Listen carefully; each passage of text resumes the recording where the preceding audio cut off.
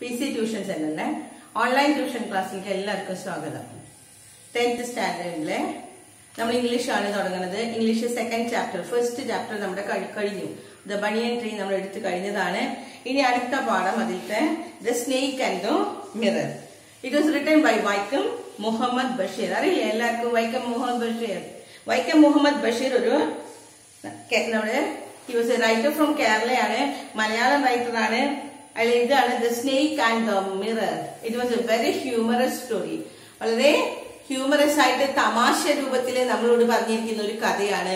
That is A snake and the mirror. The snake and the mirror എല്ലാവർക്കും അറിയാം. Snake എന്ന് പറഞ്ഞാൽ എന്താണ്? സ്നേക്ക് എന്താണ്? ഒരു പാമ്പും ഒരു മിററും. കണ്ണാടിയുടെ മുൻപിൽ വന്ന് നിൽക്കുന്ന ഒരു പാമ്പിന്റെ അവസ്ഥ. നമ്മളൊരു കണ്ണാടി കണ്ടു കഴിഞ്ഞാൽ എത്ര വിരൂപനായാലും എന്താണ്, ഒരു കണ്ണാടി കണ്ടു കഴിഞ്ഞാൽ നമുക്ക് എത്ര നോക്കാൻ ഇഷ്ടമില്ലെങ്കിലും നമ്മൾ നടന്നു പോകുന്ന വഴിയിൽ ഒരു കണ്ണാടി കണ്ടാൽ അറിയാതെ നമ്മളൊന്ന് കണ്ണാടിയിലേക്ക് നോക്കും. നമ്മുടെ മുഖത്ത് എന്തെങ്കിലും അടയാളമുണ്ടോ, അല്ലെങ്കിൽ എന്തെങ്കിലും ഭംഗിയുണ്ടോ, അല്ലെങ്കിൽ ഭംഗി കുറവുണ്ടോ, അല്ലെങ്കിൽ എന്തെങ്കിലും നമുക്ക് നോക്കാനായിട്ട് ഉണ്ടാവും അല്ലെ? ഒരു കണ്ണാടി കണ്ടാൽ ആരായാലും ഒന്ന് നോക്കി പോകും. ഇവിടെ ഒരു പാമ്പും ആ കണ്ണാടിയിലേക്ക് നോക്കുമ്പോൾ ഉണ്ടാവുന്ന സംഭവമാണ്. വെരി ഇൻട്രസ്റ്റിംഗ് സ്റ്റോറിയാണ്. വളരെ ഹ്യൂമറസ് ആയിട്ട് വളരെ തമാശ രൂപത്തില് വൈക്കം മുഹമ്മദ് ബഷീർ പറഞ്ഞിരിക്കുന്ന ഒരു ഇൻട്രസ്റ്റിംഗ് സ്റ്റോറിയാണ് about a snake and a homeopath. Homeopath ആരാണ്? ഒരു ഹോമിയോ ഡോക്ടർ. ഒരു ഹോമിയോ ഡോക്ടറും the encounter between the snake and that homeo doctor. ആ ഹോമിയോ ഡോക്ടറും പിന്നെ ആ സ്നേക്കും തമ്മിലുള്ള ഒരു എൻകൗണ്ടർ, ഒരു മീറ്റിംഗ്, ഒരു ദിവസം അവർ തമ്മിൽ കണ്ടുമുട്ടുന്നു. അതിനുണ്ടാവുന്ന സംഭവങ്ങള് വളരെ രസകരമായിട്ടുള്ള ഒരു സംഭവമാണ് ഇവിടെ പറയുന്നത്. The snake and the mirror. നമുക്ക് പാഠം തുടങ്ങാം. ഒരു ദിവസം അവിടെ ഒരു കോൺവെർസേഷൻ നടക്കുകയാണ്. ആ ഡോക്ടറും ഹോമിയോ ഡോക്ടറും അയാളുടെ ഫ്രണ്ട്സും കൂടി ഒരുമിച്ചിരുന്നപ്പോ ഒരു കോൺവെർസേഷൻ നടക്കാണ്. ആ കോൺവെർസേഷന്റെ ഇടയിലാണ് ഒരു ചോദ്യം പെട്ടെന്ന് വരികയാണ്. Has a snake ever coiled itself round any part of your body? ചോദ്യം പെട്ടെന്നാണ് വന്നത്. ഇവരിങ്ങനെ സംസാരിച്ചുകൊണ്ടിരിക്കും. അപ്പൊ നമ്മൾ കുറെ ഫ്രണ്ട്സ് ഇങ്ങനെ സംസാരിച്ചുകൊണ്ടിരിക്കുന്നതിടയില് പെട്ടെന്ന് ഒരാളുടെ ശബ്ദം ഭയങ്കര സൗണ്ടിലായിട്ട് ചോദിക്കണേ ഒരു ചോദ്യം. എന്താണ് ചോദ്യം? Has a snake ever coiled itself round any part of your body? നിങ്ങളുടെ ബോഡിയിലെ, നിങ്ങളുടെ ശരീരത്തിന്റെ ഏതെങ്കിലും, ഇപ്പൊ ചിലര് പറയാറില്ലേ പാമ്പിന്റെ കാലുമേക്കോടെ, വെറുതെ എക്സാജറേഷനോടുകൂടി കുട്ടികൾ ഇങ്ങനെ ഇരിക്കുന്ന സമയത്ത് വെറുതെ വെടി പറഞ്ഞിരിക്കുന്നത്, എന്റെ കാലുമേക്കോടെ പാമ്പ് പോയി, എന്റെ കൈമേക്കോടെ പാമ്പ് കയറിപ്പോയി, വെറുതെ പറയും. ചിലപ്പോ പൊങ്ങച്ചൻ പറയണ പോലെ പറയും അല്ലെ?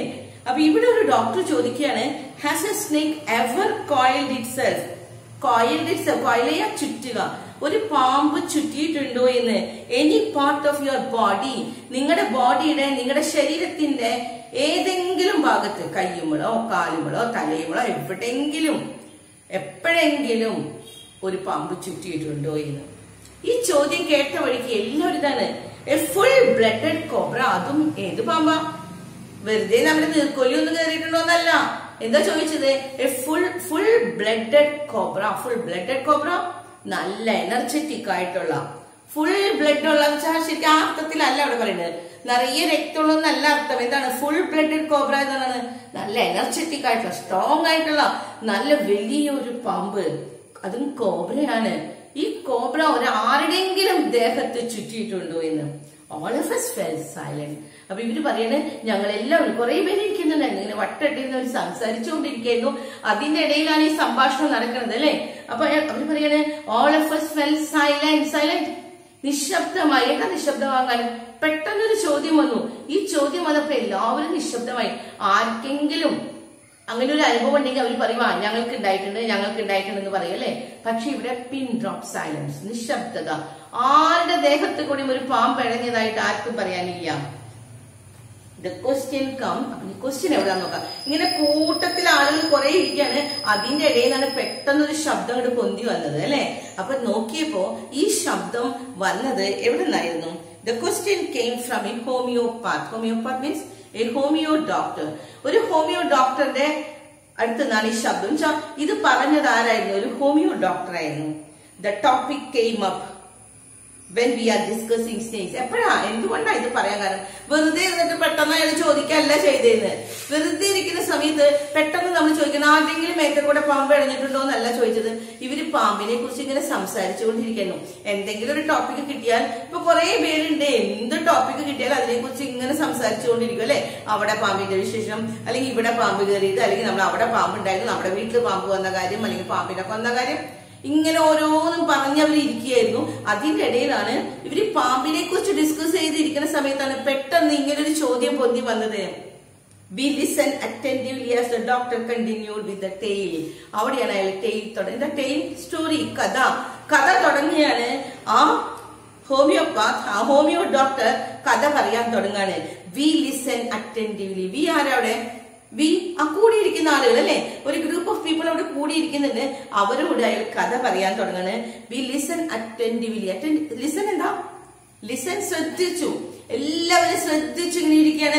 നമുക്ക് വളരെ ഇൻട്രസ്റ്റിംഗ് ആയിട്ടുള്ള സ്റ്റോറി ആണെങ്കിൽ നമ്മൾ ഇവ വെട്ടാതെ നോക്കിയിരുന്ന കഥ കേട്ടിരിക്കും. കൊച്ചു കുട്ടികളൊക്കെ കഥ കേൾക്കുന്നത് കണ്ടിട്ടില്ലേ?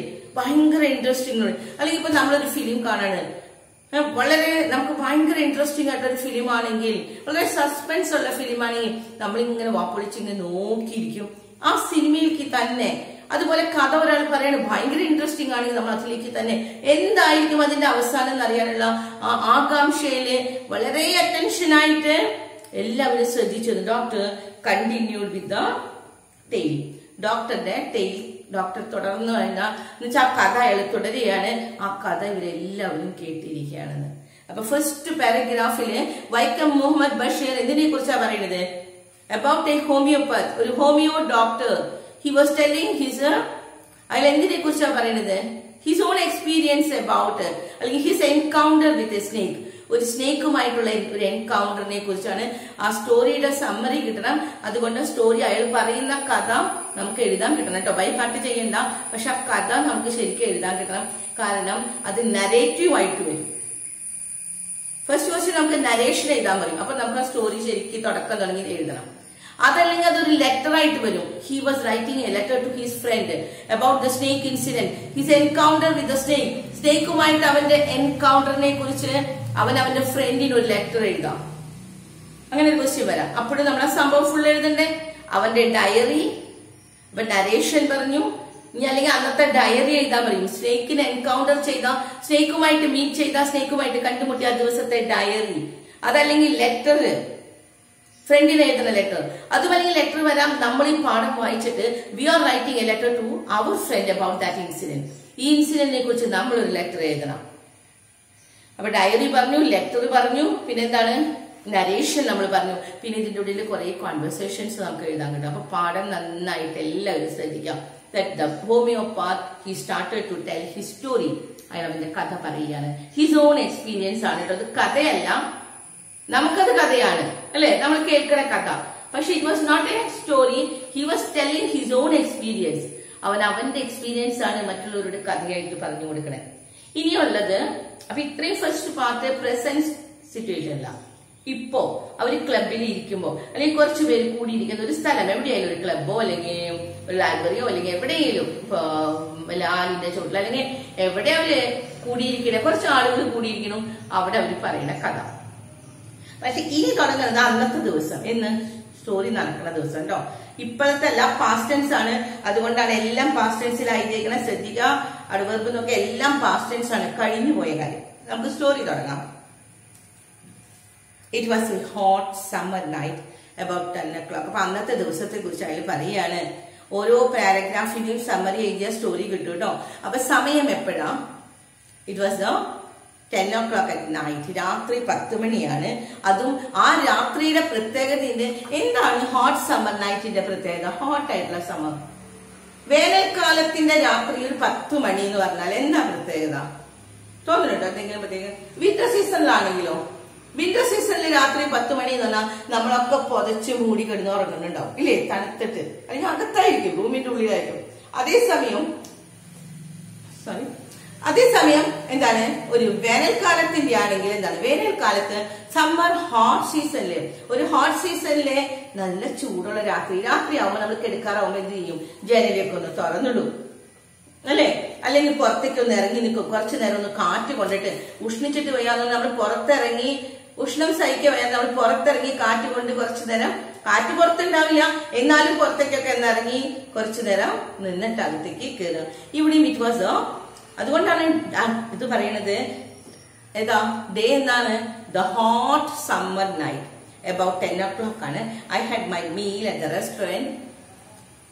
That is, he had meal from the റെസ്റ്റോറന്റിൽ പോയി മീൽ കഴിച്ചു, ഭക്ഷണം കഴിച്ച് തിരിച്ചു വരികയാണ്. And return to my room. അപ്പൊ അവിടെ ഭക്ഷണമൊന്നും വെക്കണില്ല. It was only a room for sleeping. അയാൾക്ക് ഉറങ്ങാനുള്ള ഒരു സ്ഥലം മാത്രം. വെച്ചാൽ വേറെ ഭക്ഷണമൊക്കെ പുറത്ത് റെസ്റ്റോറന്റിൽ പോയാണ് കഴിക്കുന്നത്. I heard a noise. അപ്പൊ അങ്ങനെ ഭക്ഷണം കഴിച്ചു വന്നു. ഇനി കിടക്കാൻ പോവാണ്. രാത്രി 10 മണി ഭക്ഷണം കഴിച്ച്, റെസ്റ്റോറന്റിൽ നിന്ന് ഭക്ഷണം കഴിച്ച് റൂമിൽ വന്നു, കിടക്കാൻ പോവാണ്. രാത്രി 10 മണിയാണ്. പെട്ടെന്ന് അകത്ത് കയറിയ സമയത്ത് ഒരു ശബ്ദം കേൾക്കാൻ. I heard a noise from above. മുകളിൽ നിന്നാണ് കേട്ടോ. As I open the door. Door തുറന്നതേ അയാളുടെ വീടിന്റെ അവസ്ഥയാണ് കേട്ടോ ആ പാരഗ്രാഫിൽ പറയുന്നത്. ഡോറ് തുറന്ന വഴിക്ക് ഒരു ശബ്ദം മുകളിൽ നിന്ന്. ആരാ ശബ്ദം എടുക്കണേ നോക്കാം. The sound was familiar one. അയാൾക്കൊരു പേടിയില്ല, കാരണം it was a familiar one. Familiar പരിചയമുള്ള ഒരു ശബ്ദമായിരുന്നു.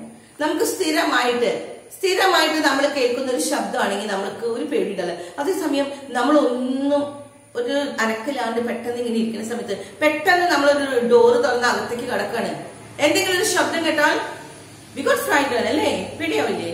പക്ഷെ നമുക്കറിയാം ഇവിടെ ശബ്ദമൊക്കെ ഉണ്ട്. അത് എന്തിന്റെ ശബ്ദമാണ്? One could say that rats and I shared the room. One could say, ഇത് കാണുന്ന ആർക്കും പറയാൻ സാധിക്കും.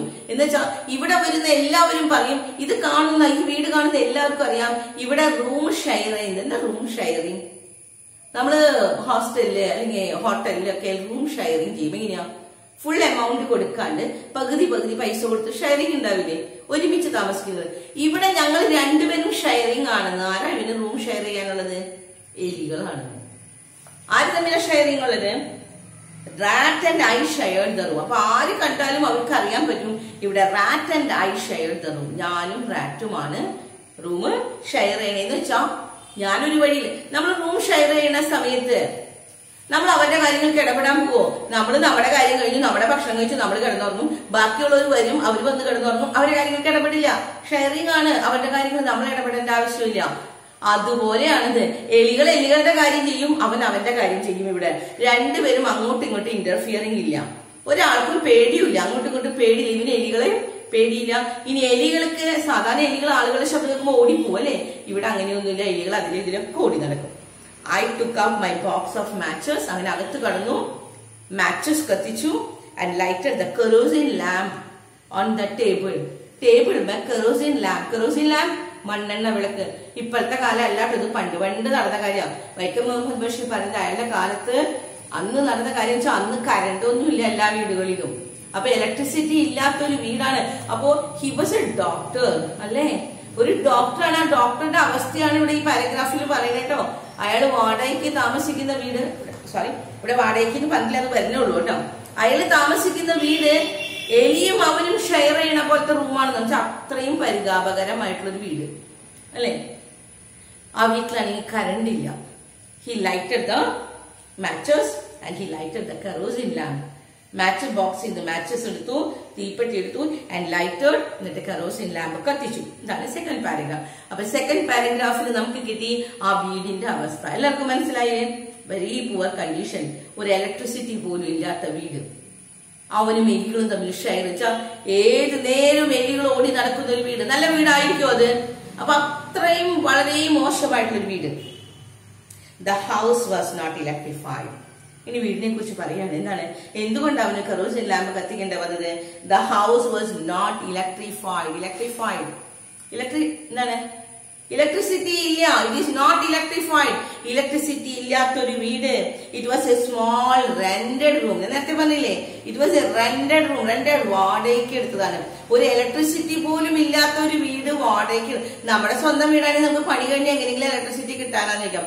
ഇത് വാടകയ്ക്ക് എടുക്കുന്ന വീട്, ഒരു ഇലക്ട്രിസിറ്റി പോലും ഇല്ല എന്ന് പറഞ്ഞാൽ അത്രയും തുച്ഛമായിട്ടുള്ള പൈസക്ക് കിട്ടിയ വീടായിരിക്കാം. I had just set up medical practice. അപ്പൊ അയാൾ പറയണം, അതിന് കാരണം അയാൾ പറയുന്നുണ്ട്, now I am a doctor. അന്നും ഞാൻ ഡോക്ടറായിരുന്നു. പക്ഷേ ഒരു ഡോക്ടറിന്റെ അവസ്ഥ എന്താ? ഒരു ഡോക്ടറായി വിചാരിച്ചിട്ട് അയാൾക്ക് പൈസ ഉണ്ടാവണമെന്നുണ്ടോ? സ്റ്റാർട്ടിംഗ് പീരീഡില്, അവരുടെ പ്രാക്ടീസിംഗ് പീരീഡില് മെഡിക്കൽ പ്രാക്ടീസ് നടക്കുന്ന സമയമായിരുന്നു. I had just set up started up, ആരംഭിച്ചിട്ടുള്ളൂ. മെഡിക്കൽ പ്രാക്ടീസ് തുടങ്ങിയ സമയത്ത് my earning were meagre it's very small. എന്റെ ഏർണിംഗ് സമ്പാദ്യം, എന്റെ സമ്പാദ്യം വളരെ കുറവാണ്. എന്റെ ഏർണിങ്സ്, എന്റെ സമ്പാദ്യം വളരെ കുറവാണ്. അന്ന് ഞാൻ മെഡിക്കൽ പ്രാക്ടീസ് തുടങ്ങിയ കാലഘട്ടമാണ്.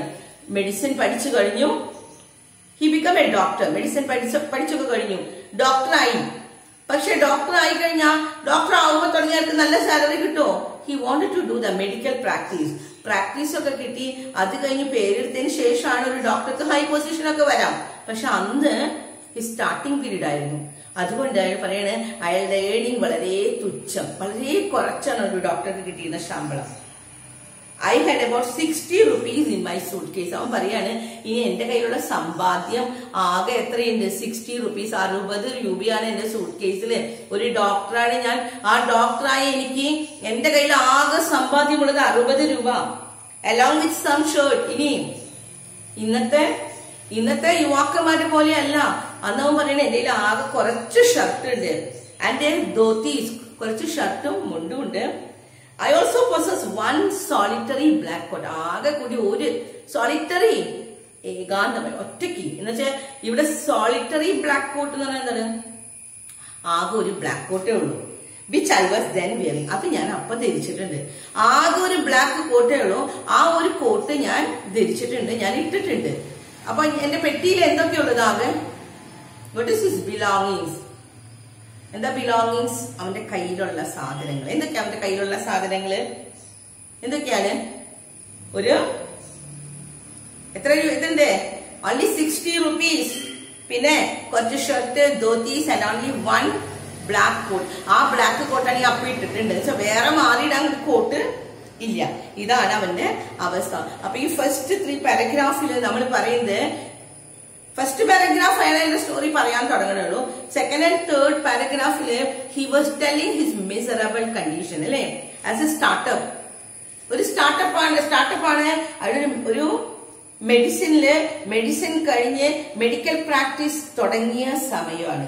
അതുകൊണ്ട് വളരെ തുച്ഛമായിട്ടുള്ള ശമ്പളം, വളരെ കുറച്ച് ശമ്പളം, അതിൽ ഒതുങ്ങിക്കൂടി ജീവിക്കുന്ന, അതും വളരെ മോശമായിട്ടുള്ള വീടാണ്, അല്ലെ? അയാളുടെ വീടിനെ കുറിച്ച് പറഞ്ഞില്ലേ? അങ്ങനെ ഒരു വീട് വാടകയ്ക്ക് താമസിക്കുന്ന ഒരു വ്യക്തിയാണ്. അപ്പൊ ഈ ഫസ്റ്റ് പേജില് അതിലെ ക്വസ്റ്റ്യൻ ആൻസേഴ്സ് സൈഡിലുണ്ട്. 3 ക്വസ്റ്റ്യൻസ് പറഞ്ഞിട്ടുണ്ട്. അത് ഞാൻ വാട്സാപ്പിൽ കൂടെ നിങ്ങൾക്ക് പറഞ്ഞു തരാം. ഇവിടെ ക്വസ്റ്റ്യൻസ് വായിച്ചു നോക്കാം, അതിന്റെ ഉത്തരങ്ങൾ കണ്ടുപിടിക്കാട്ടോ. ഇത് വായിക്കുമ്പോ ഇത് കഴിഞ്ഞിട്ട് ഞാൻ ഇന്ന് അയച്ചു തരാം വാട്സാപ്പിൽ കൂടെ question answers. I took off my black coat. ഇനി 4th പാരഗ്രാഫ് എടുക്കാം. നെക്സ്റ്റ് പേജിൽ കേട്ടോ, പേജ് നമ്പർ 24 കണ്ടില്ലേ എല്ലാരും? പേജ് നമ്പർ 24 4th പാരഗ്രാഫ് തുടങ്ങിയാണ് ഫസ്റ്റില് കേട്ടോ. 4th പാരഗ്രാഫ് തുടങ്ങുന്നത് ഫസ്റ്റിലാണ്. I took off my black coat. അങ്ങനെ അന്ന് സമയം പറഞ്ഞു. എത്ര മണിയാ? രാത്രി 10 മണി. കഥ തുടങ്ങിയിട്ടില്ല കേട്ടോ. രാത്രി 10 മണിയാണെന്ന് പറഞ്ഞു. അവൻ വന്നു, അത്രേ പറഞ്ഞിട്ടുണ്ടായോ. ബാക്കിയൊക്കെ അവനെ കുറിച്ച് വിവരിക്കുക ചെയ്തുള്ളൂ. അപ്പൊ കഥയിൽ ഇത്രയേ ഉള്ളൂ. എന്താണ്? 10 o'clock he reached from the restaurant. I took off my black coat, white shirt and not so white vest and hung them up. അങ്ങനെ വീട്ടിൽ കയറി വന്ന് അവൻ എന്ത് ചെയ്തു? ബ്ലാക്ക് കോട്ട് എടുത്തിട്ട്, ആ ബ്ലാക്ക് കോട്ട് ഇട്ടിരുന്ന ബ്ലാക്ക് കോട്ട് ഇല്ലേ, ടുക്ക് ഓഫ് ഊരി, അത് ഊരി. ആൻഡ് വൈറ്റ് ഷർട്ട്, അതിന്റെ അടിയിൽ ഒരു വൈറ്റ് ഷർട്ട് ഇട്ടുണ്ടായിരുന്നു. ആ വൈറ്റ് ഷർട്ടും ഊരി, കോട്ട് ഊരി, ഷർട്ട് ഊരി. അത് കഴിഞ്ഞപ്പോ and not so white vest, അത്ര വെളുത്തതല്ല, കറുത്ത ഒരു കോട്ടാണെന്ന് പറഞ്ഞു. ഷർട്ട് ഏതാ കളറ്? വെളുത്ത കളർ, വൈറ്റ് ഷർട്ട് ആയിരുന്നു. എന്നിട്ട് പറയാണ് നോട്ട് സോ വൈറ്റ് വെസ്റ്റ്, അത്ര വൈറ്റ് അല്ലാത്ത വെസ്റ്റ് എന്താ? ബനിയൻ, അണ്ടർ ഗാർമെന്റ്. അവന്റെ white vest not so white, അത്രയ്ക്ക് നിറയില്ല എന്ന് പറഞ്ഞാൽ അതും കാണിക്കുന്നത് എന്താണ്? ഈ പുവർ കണ്ടീഷൻ, മുഷിഞ്ഞ അല്ലെങ്കിൽ കളർ മങ്ങിയ പഴയതായ ഒരു ബനിയൻ. ആ ബനിയന് മൂലി ഹംഗം തൂക്കിയിട്ടു. I open the 2 windows in the room. അങ്ങനെ അകത്ത് കയറി ഷർട്ട്, കോട്ട്, ബനിയൻ എല്ലാം ഊരിയിട്ടു, തൂക്കിയിട്ടു. അത് കഴിഞ്ഞ ശേഷം ആദ്യം തന്നെ ചെയ്തത് എന്തായിരുന്നു? ഹി ഓപ്പൺ ദ വിൻഡോസ് അല്ലെ, 2 വിൻഡോസ്, 2 വിൻഡോസും തുറന്നു. നമ്മൾ അകത്ത് കയറി ആദ്യം അതെല്ലാം ചെയ്യാം. കറണ്ട് ഒന്നുമില്ല, ഇന്നത്തെ പോലെയല്ല, AC ഒന്നുമല്ല, റൂമൊക്കെ ചൂടായിട്ട് അടച്ചിട്ടേക്കായിരുന്നു. അപ്പൊ വേഗം വന്ന വഴിക്ക് ജനലൊക്കെ തുറന്നിട്ടു. It was an outer room with 1 wall facing the open yard. ഇനി ആ വീടിനെ കുറിച്ച് പറയാണ്. It was an outer room, ഒരു ഫ്ലാറ്റോ ഒരു ബംഗ്ലാവിന്റെ ഒരു അങ്ങനെയൊന്നല്ല, ഒരു ഔട്ടർ റൂമായിരുന്നു, ഒറ്റയ്ക്ക് ഒരു റൂമായിട്ട് ദൂരെ പുറത്ത്. ആൻഡ് ഇത് 1 wall, അതിന്റെ ഒരു വാൾ, ഒരു ചുമര് ഓപ്പൺ യാർഡിലേക്ക് തുറന്നിരിക്കുകയാണ്. എന്ന് വെച്ചാൽ എന്താണ്? മുറ്റം ശരിക്കും കാണാം, മുറ്റത്തേക്ക് ഫേസ് ചെയ്തിട്ടാണ്. It had a tiled roof. ഇനി വീടിനെ കുറിച്ച് പറയാണ്. It had a tiled roof. Tiled roof ഓടിട്ട വീടാണ്. With a long supporting gables. Gables എന്താ? ഗാബിൾ നമ്മൾ ഈ വീടുകളുടെ ഒക്കെ കണ്ടിട്ടില്ലേ? ഇപ്പോഴും നമ്മള് ഇങ്ങനെ 2 നില വീടിന്റെ ഒക്കെ മുകളിൽ ഇങ്ങനെ കാണും. ഇങ്ങനെ 2 സൈഡിൽ നമ്മളിങ്ങനെ കൂമ്പാരം ഇങ്ങനെ ഇതുപോലെ ഉണ്ടാവില്ലേ, ഒരു ത്രികോണാകൃതിയില്, ട്രയാങ്കിളിന്റെ ഷേപ്പിൽ ഫ്രണ്ടിൽ ഇങ്ങനെ ഉണ്ടാവില്ലേ, അതുപോലെയായിരുന്നു. Supporting gables that rested on the beam of the wall. ഈ ചുമരിമ റെസ്റ്റ് ചെയ്യുന്ന എന്ന് വെച്ചാൽ ഇങ്ങനെ വന്നിട്ട് ഈ ചുമരിമ റെസ്റ്റ് ചെയ്യുന്ന, അപ്പൊ ശരിക്കും ഒരു വി ഷേപ്പ്, അതാണ് അങ്ങനെ മുകളിൽ കാണാമെന്ന്. There was no ceiling. ഇനി ആ വീടിന്റെ പ്രത്യേകത ഓട് വീടാണ്. ഓട് വീട്ടിൽ നമ്മൾ പറഞ്ഞ സീലിംഗ് ഉണ്ടാവും. സീലിംഗ് എന്താ? തട്ട്. പണ്ടത്തെ വീടൊക്കെ കണ്ടവർക്ക് അറിയാം. പണ്ടത്തെ ഓട് വീടിന്റെ കണ്ടിട്ടുണ്ടാവില്ലേ നിങ്ങളൊക്കെ? ഞങ്ങളുടെ തറവാടുകളിലൊക്കെ നോക്കുകയാണെങ്കിൽ കാണാം, എന്താണ്? ഓട് വീടിന്റെ മുകളിൽ എന്തുണ്ടാവും? തട്ടുണ്ടാവും. ഓട് നമുക്ക് കാണാൻ പറ്റില്ല, മരം കൊണ്ട് തട്ടുണ്ടാവും. പക്ഷെ ഈ വീടിന് തട്ടൊന്നുമില്ല, വെറുതെ ഒരു ഓട് വീടാണ്. Had tiled roof with a long supporting gables that rested on the beam over the wall. There was no ceiling. Ceiling ഇല്ല, തട്ടില്ല. There was a regular traffic of. എന്ത് കാണാം നമുക്ക്? അപ്പൊ ഈ ഓട് ഇങ്ങനെയുള്ള വീടുകൾ കണ്ടിട്ടില്ലേ? ആ വീടിന്മേ ഇങ്ങനെ മരങ്ങൾ ഇങ്ങനെ ഉണ്ടാവില്ലേ? ഈ മരങ്ങളുമേ കൂടെ ഒക്കെ റെഗുലർ ട്രാഫിക് ഓഫ് റാറ്റ്സ്. എലികൾ ഇങ്ങനെ ദുരിതരാന്ന് പോയിക്കൊണ്ടിരിക്കുകയാണെന്ന്. റെഗുലർ ആയിട്ട്, അപ്പോഴിപ്പോഴും ഓരോന്നിനെ അല്ല കാണുന്നത്, റെഗുലർ ആയിട്ട് ട്രാഫിക് ഉണ്ട് എന്ന്. യാത്ര ചെയ്താൽ rats to and from the beam. ബീമിൽ കൂടെ, ആ ബീമിന്റെ അങ്ങറ്റത്ത് നിന്ന് ഇവിടേക്ക്, ഇവിടെ നിന്ന് പിന്നെ അങ്ങോട്ട്, അങ്ങനെ അങ്ങോട്ടും ഇങ്ങോട്ടും എലികൾ ഇങ്ങനെ ഓടിക്കൊണ്ടേയിരിക്കുകയാണ്. I made my bed and pulled it close to the wall. I made my bed. Made my bed. കിടക്ക വലിയൊക്കെ വിരിച്ചു, കിടക്കാനുള്ള തയ്യാറെടുക്കാണ്. And pulled it close to the wall. എന്നിട്ട് കിടക്ക എങ്ങോട്ട്, കട്ടിൽ എങ്ങോട്ട് വലിച്ചിട്ടു? വാൾ, ചുമരിന്റെ അവിടേക്ക്. നമ്മൾ ജനലിന്റെ അവിടേക്ക് നീക്കിയിട്ടില്ലേ കട്ടിലൊക്കെ, ഇതിന് വേണ്ടിട്ട് കാറ്റ് കിട്ടാൻ വേണ്ടി. I lay down but I could not. അങ്ങനെ അവൾ കിടന്നു. കട്ടിലിന്റെ വിരിയൊക്കെ വിരിച്ചു, കട്ടിൽ ജനലിന്റെ അവിടേക്ക് നീക്കിയിട്ടു, കിടന്നു. പക്ഷെ ഉറങ്ങാൻ പറ്റുന്നുണ്ടോ? ചൂട് എടുത്തിട്ട് ഉറങ്ങാൻ പറ്റണില്ല. I lay down but I could not sleep. പക്ഷെ ഉറങ്ങാൻ അവന് സാധിച്ചില്ല. I got up. അവിടെ നിന്ന് എഴുന്നേൽക്കുകയാണ്. And went out to the veranda. അങ്ങനെ വരാന്തയിലേക്ക് ചെന്നു. For a little air, but the wind god seemed to have taken the time off. പക്ഷെ the wind god, കാറ്റിന്റെ ദേവൻ എന്ന് വെച്ചാൽ കാറ്റിന്റെ ദേവൻ പോയി എന്ന് വെച്ചാ അവിടെ ഒരു തരി പോലും കാറ്റ് ഇല്ല ഇന്ന്. ഒട്ടും കാറ്റില്ലാത്തൊരവസ്ഥ. എത്ര നേരം അവൻ പുറത്തിറങ്ങി നിന്നിട്ടും ഒരു തരി കാറ്റ് പോലും ഉണ്ടായില്ല ഇന്ന്. അപ്പൊ ഇത്രയാണ് നമ്മൾ പറഞ്ഞത്. അവൻ അന്ന് രാത്രി പുറത്തേക്ക് ഇറങ്ങി വന്നിരിക്കുന്നു. ബാക്കി സ്റ്റോറി അടുത്ത ക്ലാസ്സിൽ പറയാം. ഓക്കെ.